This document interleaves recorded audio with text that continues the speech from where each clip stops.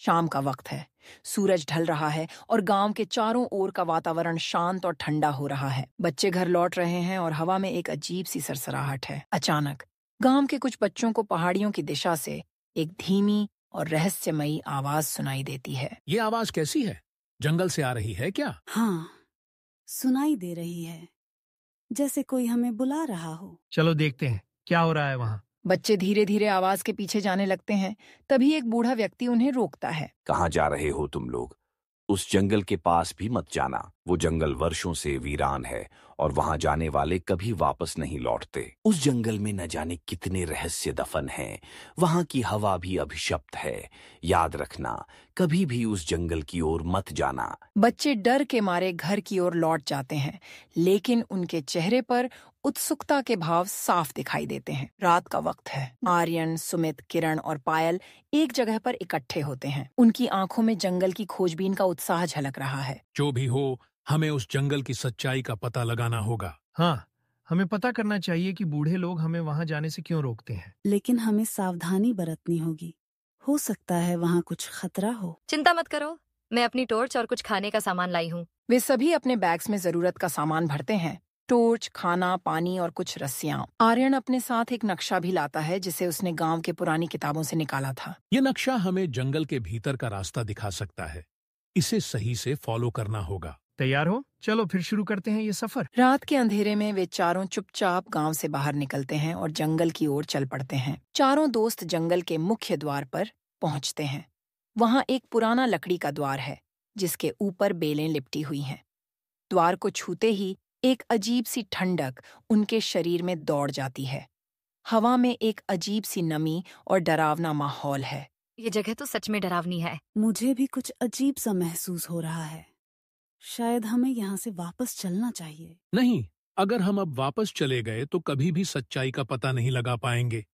हमें आगे बढ़ना होगा। वे सभी एक दूसरे को देखकर सहमति में सिर हिलाते हैं और आगे बढ़ते हैं। जंगल में घुसते ही चारों को ऐसा लगता है मानो वहां की हर चीज उन्हें देख रही हो। पेड़ पौधे, झाड़ियां और यहां तक कि हवा भी। अचानक एक तीव्र ठंडी हवा का झोंका आता है और जंगल की शाखाएं आपस में टकराती हैं, जिससे एक डरावनी आवाज निकलती है। चारों एक दूसरे का हाथ थामकर आगे बढ़ते रहते हैं, लेकिन उनके दिल की धड़कनें तेज हो जाती हैं। हमें सच में यहाँ से वापस चलना चाहिए। ये जगह ठीक नहीं लग रही। डरने का वक्त नहीं है। हम यहाँ किसी खास कारण से आए हैं और हमें इसे पूरा करना होगा। जंगल की गहराई में जाते हुए वे धीरे धीरे एक नई दुनिया में प्रवेश करते हैं, जहां हर कदम पर रहस्य और खतरों का सामना करना पड़ता है।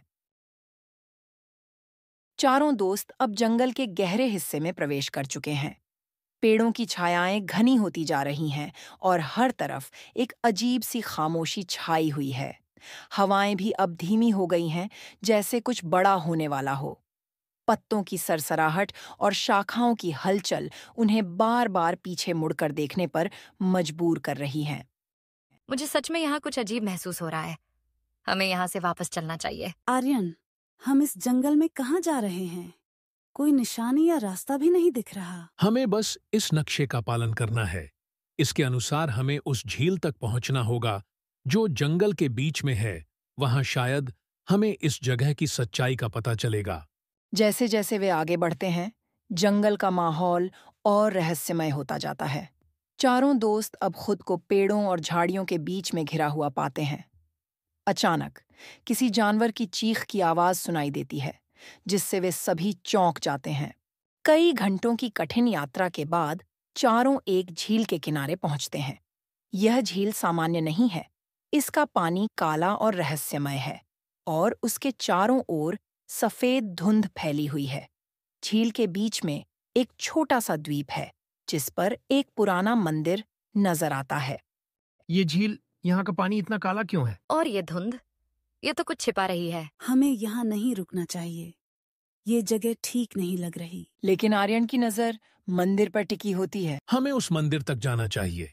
शायद वहां हमें कुछ जवाब मिले। चारों दोस्त झील पार करके उस छोटे द्वीप पर पहुंचते हैं जहां मंदिर स्थित है। मंदिर पुराना और खंडहर जैसा दिखता है, लेकिन उसके अंदर जाने पर उन्हें कई रहस्यमयी चित्र और प्रतीक दिखाई देते हैं। ये चित्र हमें कुछ बताने की कोशिश कर रहे हैं। ये इस जगह की कहानी हो सकती है। ये चित्र तो बहुत डरावने हैं। ऐसा लग रहा है जैसे ये कोई चेतावनी दे रहे हों। देखो, यहाँ एक दरवाजा है जो नीचे की ओर जा रहा है।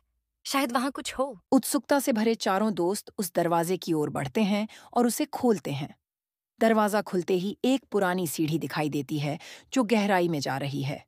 नीचे से ठंडी हवा का एक झोंका आता है जो उनके शरीर को कंपा देता है। चारों दोस्त सीढ़ियों से नीचे उतरते हैं।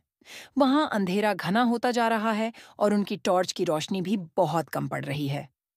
रास्ते में दीवारों पर उकेरे गए चित्र और अधिक रहस्यमयी और भयानक होते जा रहे हैं। यहाँ कुछ सही नहीं लग रहा।